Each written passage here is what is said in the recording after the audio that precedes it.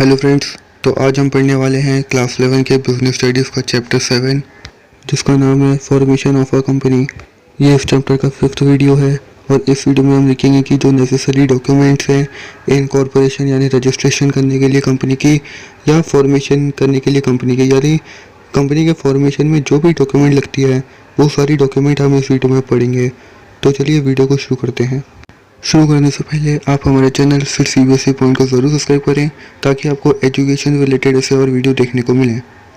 तो जो सबसे पहली और सबसे इम्पोर्टेंट डॉक्यूमेंट है कंपनी के फॉर्मेशन में वो है memorandum of association. Memorandum of association is the most important document as it defines the objectives of the company. तो अगर कोई क्वेश्चन है कि which is the most important document of a company तो उसका आंसर होगा मेमोरेंडम ऑफ एसोसिएशन। जो ये MOA है ये कंपनी के ऑब्जेक्टिव्स बताती है, यानी जो कंपनी ऑब्जेक्टिव्स अचीव करना चाहती है, जो कंपनी का मेन गोल है जिसके लिए कंपनी खोली गई है। तो जो वो सारे ऑब्जेक्टिव्स है वो MOA के अंदर आते हैं। The memorandum of association can be altered from time to time, यानी जो MOA होता है इसमें चेंजेस कर सकते हैं। जब भी कंपनी को अपने ऑब्जेक्टिव्स में चेंज लाना हो तो वो अपना MOA कभी भी चेंज कर सकती है। No company can legally undertake activities that are not contained in its MOA, और जो एक्टिविटीज़ उसकी MOA में लिस्टेड नहीं है, यानी जो ऑब्जेक्टिव उसने MOA में लिस्ट नहीं किए हैं वो सारी चीज़ें कंपनी नहीं कर सकती। MOA contains different clauses which are as follows.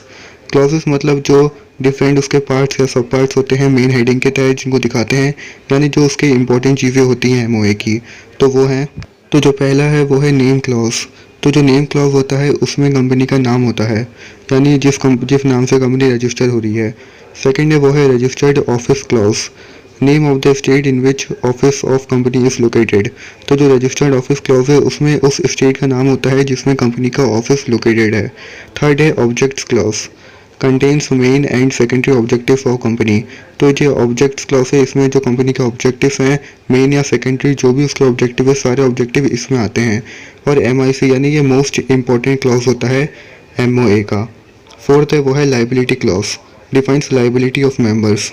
Liability clause यानी जो उसके मेंबर्स है यानी जो उसके शेयर होल्डर्स हैं उनकी कितनी लाइबिलिटी है ये वो डिफाइन करता है। मान लीजिए कि कंपनी ने शेयर खरीदने के लिए रखे थे मार्केट में और ₹10 का एक शेयर था, तो जो शेयर होल्डर्स थे उन्हें अभी तक ₹7 पर शेयर उन्हें पे कर दिया है।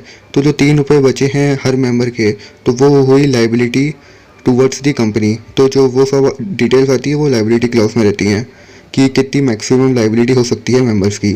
फिफ्थ है वो है capital clause, specify maximum capital that company can raise through shares. तो कैपिटल क्लॉज में यह आता है कि शेयर्स इशू करके कंपनी कितना जो मैक्सिमम कैपिटल कंपनी रेज कर सकती है वो अमाउंट आता है उसमें। नेक्स्ट जो डॉक्यूमेंट है वो है articles of association. Articles of association are the internal rules regarding the management of the company. तो आर्टिकल्स ऑफ एसोसिएशन में जो रूल्स एंड रेगुलेशंस होते हैं कंपनी के लिए मैनेजमेंट के लिए वो इसमें प्लेस किए जाते हैं। This rules are subsidiary to MOA। तो जो ये AOA है ये सब्सिडरी है MOA से, यानी जो आर्टिकल ऑफ एसोसिएशन है वो मेमोरेंडम ऑफ एसोसिएशन की सब्सिडरी है, यानी जो सबसे इंपॉर्टेंट डॉक्यूमेंट है वो है मेमोरेंडम ऑफ एसोसिएशन और जो सारी डॉक्यूमेंट है वो सब्सिडरी है उनके।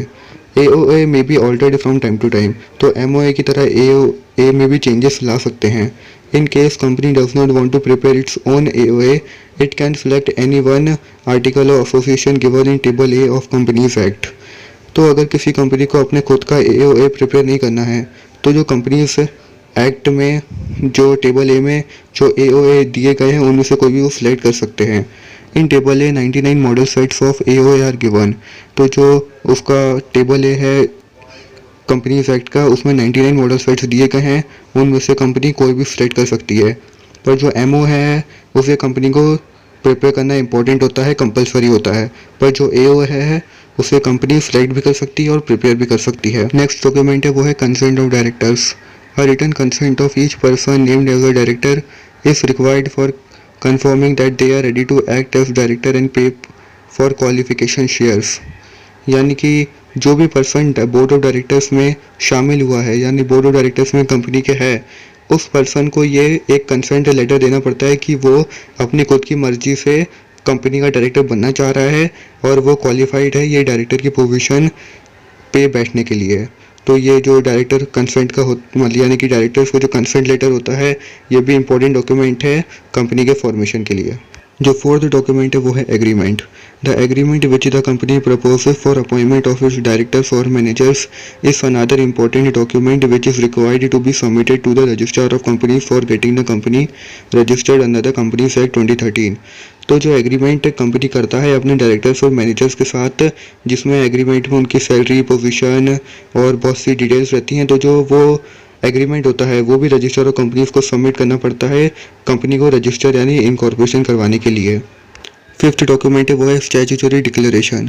अ declaration stating that all legal requirements for registration have been undertaken should be submitted to the registrar for getting the company registered. यानी एक ऐसा डिक्लेरेशन कि जो भी लीगल रिक्वायरमेंट्स थी कंपनी के रजिस्ट्रेशन इनकॉर्पोरेशन के लिए वो सारी हो चुकी हैं। तो जो ये स्टैट्यूटरी डिक्लेरेशन का एक डॉक्यूमेंट होता है वो भी कंपनी को रजिस्टर करवाने के लिए रजिस्ट्रार ऑफ कंपनीज को सबमिट करना पड़ता है। This declaration can be signed by an advocate और CA who is engaged in the formation of a company. तो जो ये डिक्लेरेशन है इसे साइन करना पड़ता है, या तो कोई एडवोकेट भी साइन कर सकता है या कोई सीए जो कंपनी के फॉर्मेशन में एंगेज्ड हो वो साइन कर सकता है। तो ये स्टैट्यूटरी डिक्लेरेशन भी रजिस्ट्रार ऑफ कंपनीज को हमें देना पड़ता है रजिस्ट्रेशन के वक्त। नेक्स्ट डॉक्यूमेंट है वो है receipt of payment of fees. Along with all the documents necessary, fees has to be paid for registration of the company. The fee amount depends on the authorized share capital of the company. Receipt of fees confirming that fee is paid is to be submitted. तो जो fees लगती है registration के लिए वो भी पे करनी पड़ती है कंपनीज को, और फीस पे करने के बाद एक रिसिप्ट मिलती है। तो जो रिसिप्ट होती है वो भी सारी डॉक्यूमेंट्स के साथ देनी पड़ती है रजिस्ट्रेशन के वक्त कि आपने जो फीस है वो पे कर चुकी है, और वो उसका एविडेंस होता है। सेवेंथ है वो है prospectus. A prospectus is any document including notice, circular, advertisement or other document that invites deposit or offers public for subscription of shares or debentures of the company. तो एक प्रोस्पेक्टिव ऐसा document होता है कि वो एक नोटिस के form में हो सकता है, एडवर्टाइजमेंट के फॉर्म में हो सकता है, सर्कुलर के फॉर्म में हो सकता है, नहीं तो एक कोई भी अलग डॉक्यूमेंट के फॉर्म में हो सकता है। वो जो जनरल पब्लिक होती है उनसे डिपॉजिट मांगता है, यानी अगर पब्लिक पैसे लगाना चाहे किसी कंपनी के शेयर्स खरीदने में या डिबेंचर्स बाय करने में तो वो लगा सकते हैं। तो जो कंपनी ये शेयर्स इशू करती है या डिबेंचर्स इशू करती है तो उन्हें एक एडवर्टाइजमेंट देना पड़ता है। एडवर्टाइजमेंट नोटिस सर्कुलर किसी फॉर्म में हो सकता है, उन्हें न्यूज़पेपर में देना पड़ता है, और फिर पब्लिक है वो फिर जो इन्फॉर्मेशन दी रहती है उसमें उसके हिसाब से जो शेयर्स है उन्हें सब्सक्राइब कर सकती है। जो एट्थ और लास्ट डॉक्यूमेंट है वो है statement in lieu of prospectus. A public company which does not want to invite the general public to invest money in the company, then it may not issue prospectus. In such cases, the company has to file a statement in lieu of prospectus. और ऐसी public company जिन्हें general public को invite नहीं करना कि वो अपना money invest करें, उनके शेयर्स को बाय करें, तो वो प्रोस्पेक्टस इशू नहीं करेंगी। उनको statement in lieu of prospectus, यानी statement in lieu of prospectus एक अलग डॉक्यूमेंट है जो उन्हें इशू करना पड़ता है, क्योंकि वो नहीं चाहती कि जनरल पब्लिक उनके कंपनी में मनी इन्वेस्ट करें। तो अब हम सारी डॉक्यूमेंट्स को वापस देख लेते हैं। तो जो पहली डॉक्यूमेंट हमने देखी थी वो थी मेमोरेंडम ऑफ एसोसिएशन।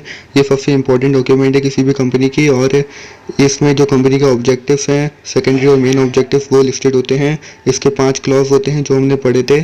उसका सेकंड था वो था आर्टिकल्स ऑफ एसोसिएशन। इसमें जो मैनेजमेंट के लिए रूल्स एंड रेगुलेशन बनाए गए हैं वो होते हैं। ये सब्सिडरी होती है एमओएस से, और ये मेन डॉक्यूमेंट नहीं है। और अगर कंपनी अपना खुद एओए प्रिपेयर ना करना चाहे तो वो 99 मॉडल सेट्स में टेबल ए में कंपनीज एक्ट के उनमें से कोई भी सिलेक्ट कर सकती है, पर जो एमओ है वो कंपनी को नेसेसरी कंपल्सरली बनाना पड़ता है। थर्ड है कंसेंट ऑफ डायरेक्टर्स, यानी जो भी पर्सन कंपनी के बोर्ड ऑफ डायरेक्टर्स में है उसे एक कंसेंट लेटर देना पड़ता है कि वो इसके लिए तैयार है और वो क्वालिफाइड है इस पोजीशन के लिए। फोर्थ है वो है एग्रीमेंट, यानी कि कंपनी जो अपने मैनेजर्स और डायरेक्टर के साथ एग्रीमेंट करती है वो एग्रीमेंट भी रजिस्टर और कंपनीज को सबमिट करना पड़ता है रजिस्ट्रेशन के वक्त। फिफ्थ है वो है स्टैट्यूटरी डिक्लेरेशन की सारी लीगल फॉर्मेलिटीज हो चुकी हैं और रजिस्ट्रेशन के लिए अब कंपनी तैयार है, तो उसके लिए एक डिक्लेरेशन साइन होता है। तो वो डिक्लेरेशन कोई सीए या एडवोकेट साइन कर सकता है और रजिस्टर और कंपनीज को दे सकता है। सिक्स्थ है वो है receipt of payment of fees. तो जो रजिस्ट्रेशन है उसके लिए एक थोड़ी फ़ी लगती है, तो वो फ़ी पे करने के बाद आपको रिसिप्ट मिलती है, तो वो रिसिप्ट भी सारी डॉक्यूमेंट के साथ आपको रजिस्टर और कंपनीज को सबमिट करनी पड़ेगी। सेवेंथ है वो है प्रोस्पेक्टस। अगर कोई एक पब्लिक कंपनी चाहती है कि जो जनरल पब्लिक है वो उसके शेयर्स और डिबेंचर्स को बाय करे, तो वो एक प्रोस्पेक्टस इशू कर सकती है। प्रोस्पेक्टस एक एडवर्टाइजमेंट या नोटिस या सर्कुलर के फॉर्म में हो सकता है और कंपनी फिर उनके शेयर्स और डिबेंचर्स को बाय कर लेगी। जो 8th है वो है स्टेटमेंट इन लिeu ऑफ प्रोस्पेक्टस, यानी जो पब्लिक कंपनी नहीं चाहती कि जो जनरल पब्लिक है उनके शेयर्स पर डिबेंचर्स बाय करें या उनकी कंपनी में मनी इन्वेस्ट करें, तो वो प्रोस्पेक्टस इशू नहीं करेंगी। वो स्टेटमेंट इन लिeu ऑफ प्रोस्पेक्टस नाम की डॉक्यूमेंट को इशू करती हैं फिर।